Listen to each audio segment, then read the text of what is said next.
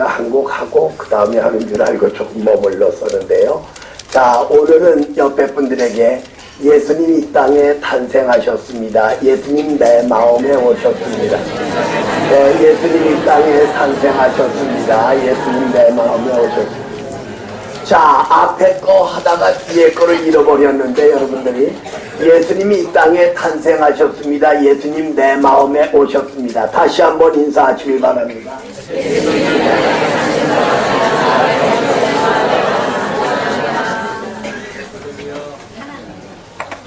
오늘 예수님이 탄생하신 성탄절을 맞이해서 이 신구약 성경에 성탄에 대한 성구들이 많지 않죠. 그래서 지난주에도 누가복음 2장 1절로 7절, 수요일도 8절로 14절, 어제 새벽도 15절로 20절, 오늘 새벽은 마태복음 1장 18절로 25절, 그리고 오늘 마태복음 2장 1절로 12절 말씀을 가지고 탄생하신 아기 예수께 경배합시다. 이러한 제목으로 잠시 말씀을 드리려고 합니다.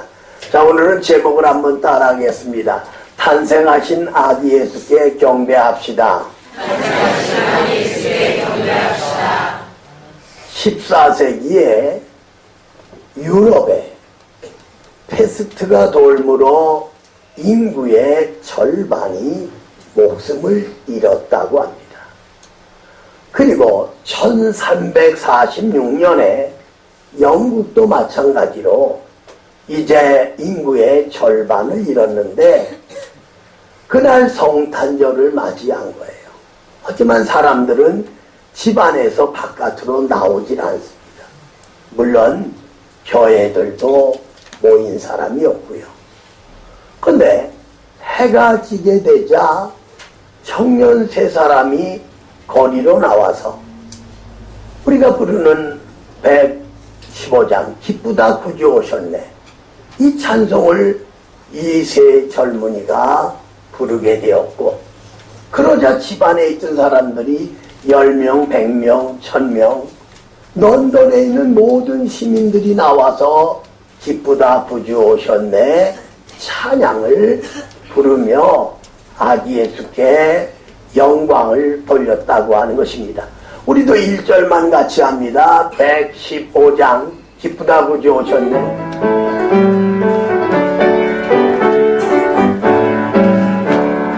기쁘다 구주 오셨네. 만대수 마누라 온전해요 나이로라 찬양하여라 다 찬양하여라 다 찬양하여라. 할렐루야. 바로 세 청년들이 성탄절 밤에 이렇게 기쁘다 구주 오셨네 찬양하게 되자 집안에만 있던 사람들이 거리로 쏟아져 나와 울며 기뻐하며 이 찬양을 부르고 다음 날부터 거리의 시체들 거리를 청소함으로 페스트가 영국에서 유럽에서 사라지게 되었다는 역사적인 기록을 볼 수가 있습니다. 2000년 전에 하늘 보좌를 버리고 낮고 천한 저 유대 땅 베들레헴 마구간 말구에서 아기 예수가 탄생하셨습니다. 그리고 2015년 12월 25일 우리 산모가족들은 아기 예수를 경배하기 위해서 이 자리에 나왔다고 하는 사실입니다. 오늘 동방의 박사들이 별을 보고 예루살렘까지 따라왔습니다. 그리고 말하기를 유대 왕으로 나신 이가 어디 계시뇨? 그러자 사람들은 수군거리고 웅성거립니다. 서기관이 말하기를 유대 베들레헴입니다. 바로 동방 박사들이 베들레헴을 향하여 갈 때 별이 다시 나타났고 아기 예수 누우신 집으로 안내했으며 동방 박사들이 그 집에 들어가 아기 예수에게 경배하고 황금과 유향과 몰약을 드린 것을 볼 수가 있다고 하는 것입니다. 여기 동방박사들이 드린 것이 세 가지인데, 첫째는 황금을 드렸다에 대해서 생각해 보려고 합니다. 자, 우리 11절 한 절 같은 목소리로 읽겠습니다. 시작. 집에 들어가 그와 그의 어머니 마리아가 믿는 것을 보고 어머니에게 경배하고 고개를 들어 황금과 유향과 몰약을 예물로 드리니라. 아멘. 여러분, 여기 황금을 드렸다고 했는데 칼빈 선생은 추석에서 이 황금을 드린다는 것은 왕에게 드리는 선물이고 예물이라고 설명하고 있는 것을 볼 수가 있다고 하는 사실입니다. 동방박사들이 예루살렘 와서 유대 왕으로 나신 이가 어디 계시뇨? 그리고 빌라도가 예수님을 향해서 네가 유대 왕이냐? 네가 말하였도다. 그리고 요한계시록 1장 5절에 보면 이제 그 만왕의 왕 되시는 주님을 찬양하는 말씀을 볼 수가 있습니다. 땅의 임금들이 머리가 되시는 예수 그리스도로 말미암아 은혜와 평강이 너희에게 있기를 원하노라 하는 말씀이라고 하는 사실입니다. 여기 동방박사들이 황금을 아기 예수에게 드렸다는 것은 만왕의 왕 되시는 아기 예수에게 경배하고 예물을 드렸다는 겁니다. 여러분, 여기 이 황금은 세 가지 의미가 있는데, 하나는 최고라는, 그리고 좋다고 하는 그런 의미를 지니고 있습니다. 그러니까 동방박사들이 최고인 황금을 이 땅의 왕으로 오신 아기 예수에게 드렸다고 하는 놀라운 사실입니다. 그 얘기는 예수님을 만왕의 왕으로 인정하고 그리고 그 앞에 무릎을 꿇었다고 하는 놀라운 사실입니다. 우리가 이 지구촌에서 살아갈 때 물질이 필요하지만 그러나 황금은 왕에게 드린다고 하는 놀라운 사실입니다. 여러분, 남미 베네수엘라에서 존슨 하든이라는 사람이 사업을 하는데 그 직원만 1200명이에요. 돈을 엄청나게 법니다. 그런데 성탄절 이브날 24일이죠. 바로 어제입니다. 그러니까 직원들 다 퇴근시켜 놓고 늦은 시간에 금고를 열고 그 안에 들어가서 문을 닫고 이제 돈을 바라보고 쉬는데 그 바라만 봐도 기쁨이 넘치는 거예요. 그리고 집에 가기 위해서 금고문을 열었는데 바깥에서 잠겨져서 열려지질 않는 거예요. 그날 밤을 꼬박이 세웠어요. 그리고 25일날 성탄절도 꼬박이 세웠습니다. 그런데 26일날 직원이 나왔다가 보니까 금고에 열쇠가 꽂혀 있는 거예요. 그래서 열고 그 사장을 그 금고에서 나올 수 있도록 도와줬다는 겁니다. 바로 이 사장은 거기서 물질이 인생의 전부가 아니구나, 돈이 삶의 목표가 아니구나, 그렇게 깨닫고 하나님 앞에 회개하게 되고, 바로 그 사장은 인색해서 다른 회사에서 주는 봉급보다 그 직원들은 적게 줬다는 거예요. 그 마을에만 와도 직원들이 100여 명이 살고 있는데 그 불악에 많은 사람들이 살고 있지만 교회가 없었다는 거예요. 그는 교회를 세우고 그리고 목사님을 초청해서 목사님의 생활 모든 일체를 대면서 바로 교회가 시작되고, 직원들에게 1000달러밖에 안 줬던 사람에게 3000달러씩 이렇게 지불함으로 그는 하나님을 섬기고 주님을 믿고 그리고 아기 예수를 그 근거 안에서 만남으로 삶의 방향이 바뀌어졌고 모든 사람들에게 존경받는 인물로 변화되게 되었다는 것입니다. 그리고 이 황금은 변하지 않는다는 의미가 있습니다. 금은 변하지 않습니다. 오늘 여러분과 나의 신앙의 현주소를 보세요. 여러분과 내가 처음 예수님을 하나님의 아들로 여러분과 나의 구주로 믿고 감격하며 주일을 기다리고 모든 예배 시간을 기다리고 새벽에든 밤이든 나와서 하나님을 찬양했던 우리의 순수한 믿음이 여러분과 제 마음속에 남아있는가를 한번 점검해 볼 필요가 있습니다. 오늘 성탄절 새벽 예배지만 불과 몇 사람 안 나왔거든요. 아니 우리가 아기 예수의 탄생을 축하한다고 하면서 아마 밤새껏 텔레비전을 보면서도 이 성탄절 새벽에 나오지 않는 우리의 변질된 신앙의 모습이 아닌가, 우리 신앙의 현주소를 발견해 봐야 되겠습니다. 그리고 오늘 성탄절을 기해 아기 예수를 여러분과 저의 마음속에 모셔드리고 우리 잃어버린 첫사랑 그리고 첫신앙을 회복하는 시간이 되어져야 되겠다고 하는 그러한 사실입니다. 그리고 또 하나 황금은 보화라고 하는 그러한 사실입니다. 여러분 베드로전서 2장 4절 5절에 보면 백성들은 모퉁이돌을 버려요.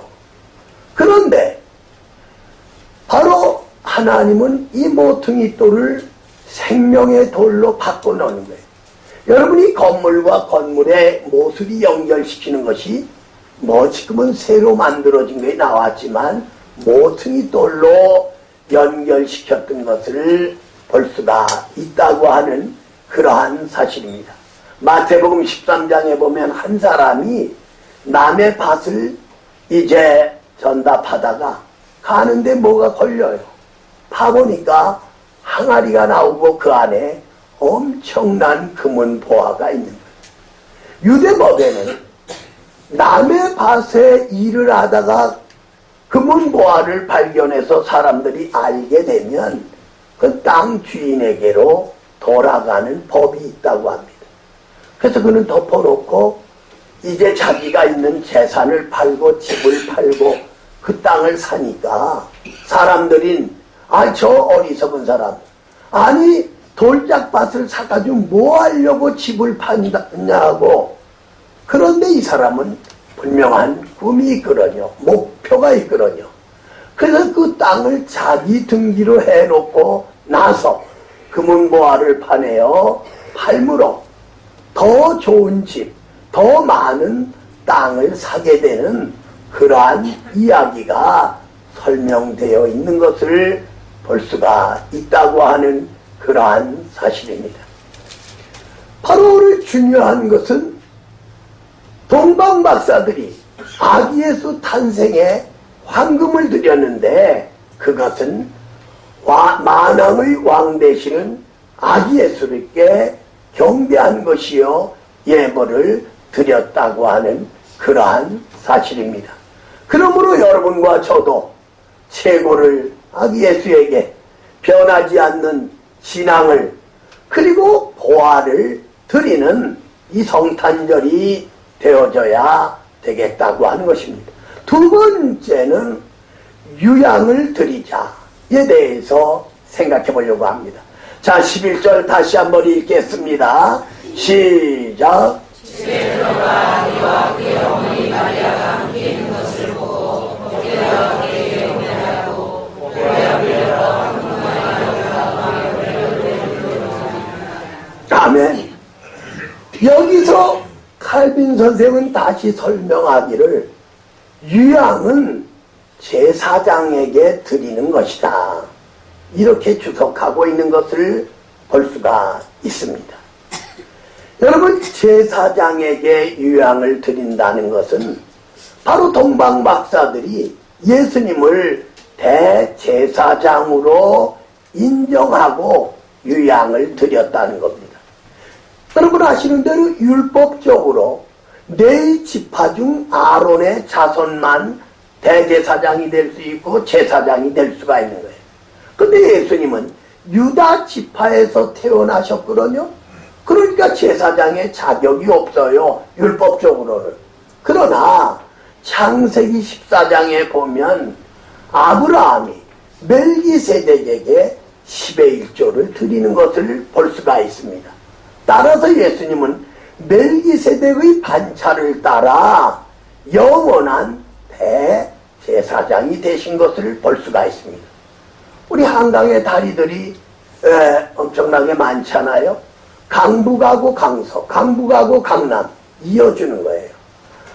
바로 예수님을 통하여 하나님과 하나님과 여러분이 연결되어 있어요. 하나님은 우리의 아버지, 우리는 하나님의 자녀가 되었다고 하는 그러한 사실입니다. 그러므로 여기 동방박사들이 아기 예수에게 찾아와 경배하고 유양을 드린다는 것은 예수님을 대제사장으로 고백하고 인정한다고 하는 그러한 사실입니다. 그런데 이 유양의 의미는 세 가지가 있는데 하나는 기도를 가르칩니다. 그러니까 제사장들은 성전 안에 등잔과 모든 불을 24시간 꺼트리면 안 돼요.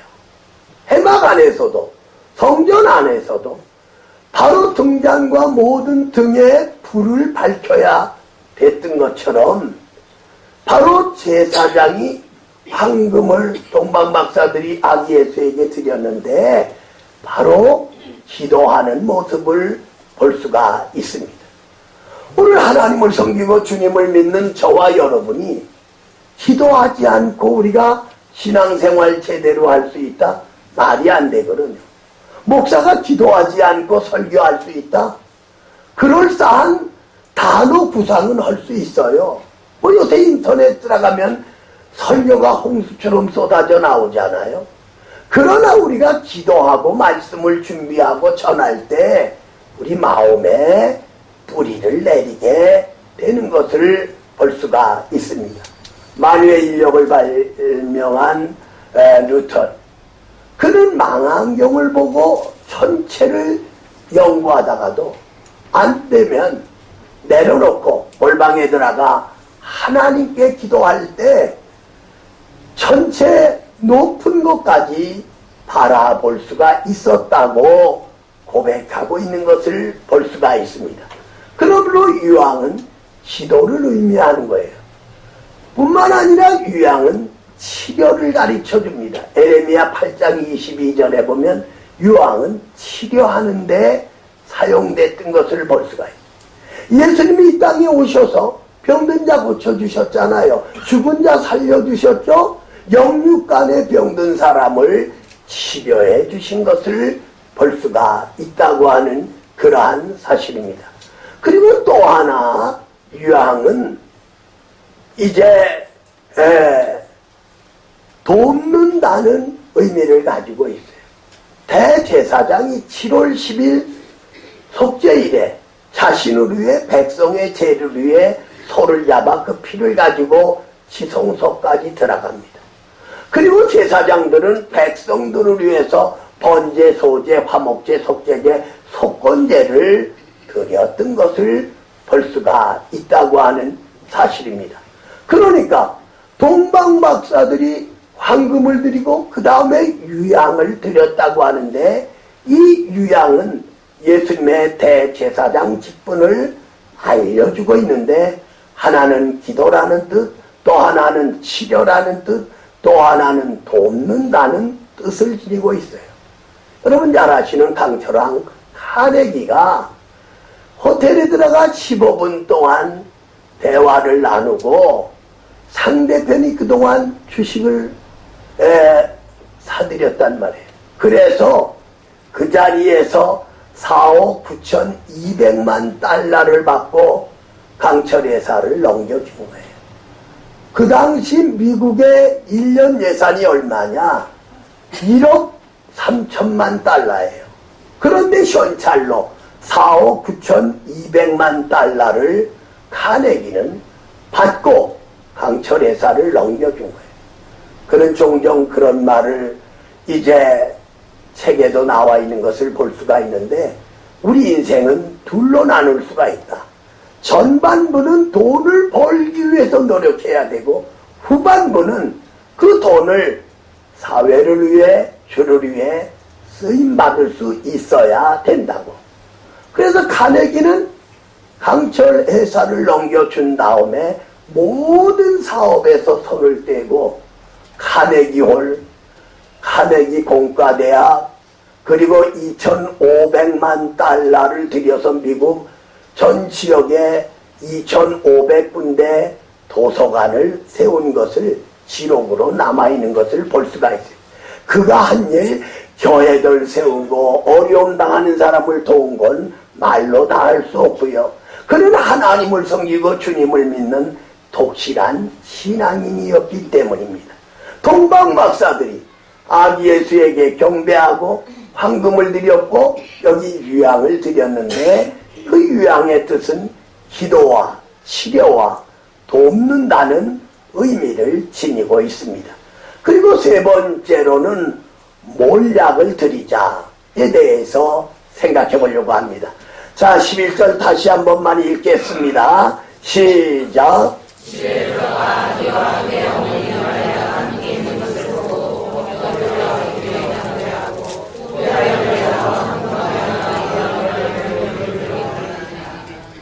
아멘. 여기 보세요. 동방 박사들이 아기 예수에게 경배하고 황금을, 유향을, 그 다음에 모약을 드린 것을 볼 수가 있어요. 칼빈 선생은 주석에서 다시 말합니다. 바로 이 몰약은 선지자에게 드리는 것이라고. 바꿔 말하면 동방 박사들은 아기 예수에게 만왕의 왕으로, 대제사장으로, 그리고 참된 선지자로 고백하고 예물을 드린 것을 볼 수가 있다고 하는 사실입니다. 여러분, 특별히 여기 유향이나 몰약은 중앙아라비아에서만 나오는 독특한 것이라고 하는 그러한 사실입니다. 바로 예수님은 참 선지자로 이 땅에 오셔서 이제 천국의 소식을 전한 것을 볼 수가 있는데, 바로 이 선지자란 중요한 세 가지를 행하는 것을 볼 수가 있어요. 하나는 하나님의 말씀을 전파하는 것이라는 사실입니다. 그래서 시브리어에서는 라비라는 단어를 쓰고 있는데, 그 뜻은 대사와 같다, 아나운서와 같다라는 뜻이에요. 자기 말을 하는 것이 아니라, 여러분, 아나운서들은 원고 써 있는 대로 읽잖아요.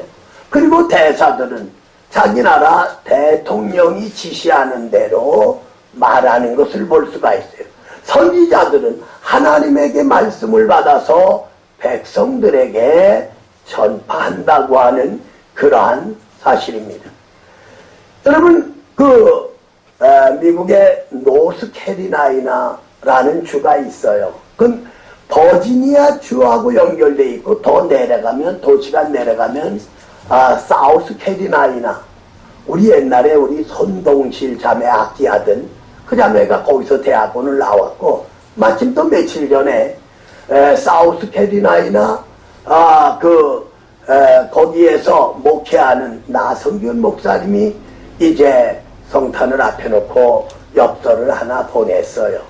바로 그곳에 샬롯이라는 곳에서 고등학교를 졸업한 미국 학생이 하버드에 합격을 하고, 그러니까 아버지에게, 아버지, 하버드 대학에 합격하는 기념으로 자동차를 하나 사주십시오.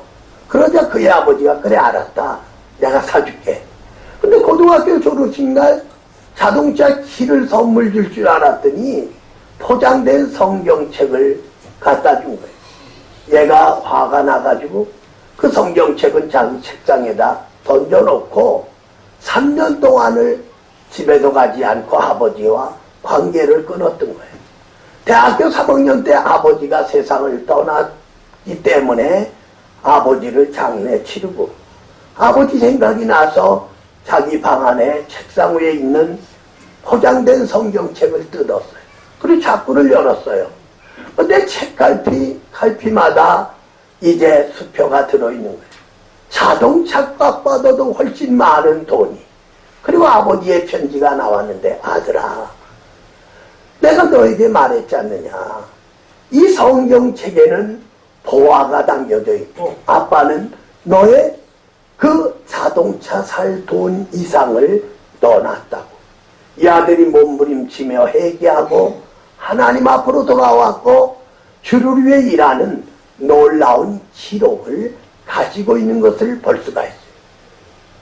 선지자나 목사나 여러분 모두가 다 하나님의 말씀을 백성들에게 전하는, 또 하나 선지자라는 뜻에는 회개를 외치는 거예요. 목사가 강당에서 우상을 버려라, 악을 버려라, 거짓을 버려라, 하나님 앞으로 돌아오라. 여러분도 세상에 나가서 회개하고 하나님 앞으로 나오라. 세례 요한이 이 독사의 자식들아, 누가 너희로 임박한 그 재판을 면하라고 했느냐. 백성들에게 회개를 강조한 것을 볼 수가 있어요. 그리고 또 하나 선지자는 복음을 위해 순교하는 자리에 들어가는 것을 볼 수가 있어요. 우리나라에 왔던 많은 선교사님들, 그리고 지구촌에 나갔던 선교사님들, 순교도 당하고 고통도 당하고 어려움을 당하는 것을 볼 수가 있어요. 미국에 선교사 한 사람이 아프리카에 가서 복음을 전하려고 하는데 그 식인종 원주민들이 몽둥이를 가지고 몰려오는 거예요. 그래서 그는 짧은 글을 써놨어요. 내가 저들을 총으로 쏴서 죽일 수가 있다. 그러면은 기독교의 복음은 이 땅에 전파되지 않을 것이다. 그 쪽지를 써서 포켓에다 넣었어요. 그들이 와서 그 선교사, 젊은 선교사를 몽둥이로 내려치고 결국은 죽었어요. 그의 몸을 뒤져보니까 곤충이 나왔거든요. 실탄이 수십 발이 나온 거예요. 그들은 스스로 깨달은 거예요. 자기들을 살리기 위해서 이 사람이 죽었다. 그래서 그들 회개하고 주님 믿고 그 부족 1000여 명이 넘는 사람들이 교회를 짓고 예배를 드리는 놀라운 역사가 나타난 것을 볼 수가 있어요. 오늘 아기 예수 탄생하신 이 성탄절, 동방의 박사들이 별을 보고 따라와서 아기 예수에게 경배하고 황금과 유향과 몰약을 드린 것을 볼 수가 있습니다. 바로 이 결론적인 말씀은 여기 나와 있는 거예요. 황금은 최고라는 뜻, 변하지 않는다는 뜻, 보화라는 뜻을 지니고 있어요. 여러분과 나의 신앙이 변하면 아무 쓸모가 없다는 거예요. 그리고 유향을 드렸는데 유향은 대제사장에게 드리는 건데 황금은 왕에게 드리는 거고, 바로 이 유향의 뜻은 기도, 치료, 그리고 보호한다는 뜻을 지니고 있습니다. 그리고 여기 몰약을 드렸는데 몰약은 선지자에게 드리는 시체에 뿌리는 아주 쓰고 그리고 찌를 듯한 그런 것을 지니고 있다고 하는 것입니다. 바로 선지자는 하나님의 말씀을 전파하는 사람이요, 백성들에게 회개를 외치는 사람이요, 그리고 주의 복음을 전하며 순교하는 사람인 것을 볼 수가 있습니다. 하늘 영광을 버리고 낮고 천하니 이 땅에 오신 아기 예수 성탄절에 여러분과 제가 동방박사들처럼 경배하고 황금과 유향과 몰약을 드리는 놀라운 은혜의 자리가 되어질 수 있기를 주님의 이름으로 축원합니다. 주님의 이름으로 축원합니다. 좋으신 하나님을 찬양합니다. 하늘 보좌를 버리고 이 땅에 오신 아기 예수의 탄생을 환영하고 경배하고 축하합니다. 저희들이 마음과 몸과 정성을 바쳐 주 앞에 예물을 드릴 때 우리 주님 기뻐 받으시며 우리의 믿음을 새롭게 하여 주시옵소서. 예수님의 이름으로 기도 올리옵나이다. 아멘.